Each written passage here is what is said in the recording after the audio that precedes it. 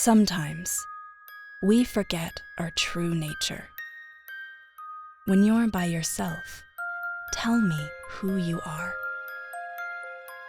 Do the mirrors speak to you too? They whisper in the dark.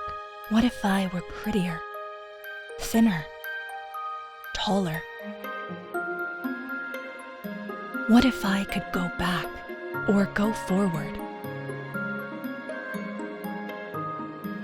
Would I be a better person? Would I be happier? Countless hours trying to transform the reflection.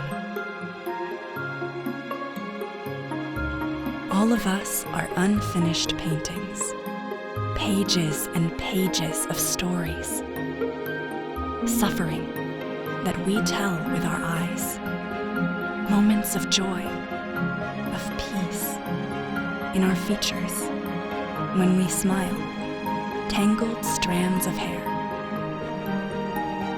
We are art, an eternal painting that does not know its inestimable value, an imperfect painting, but imperfection and beauty can coexist in you.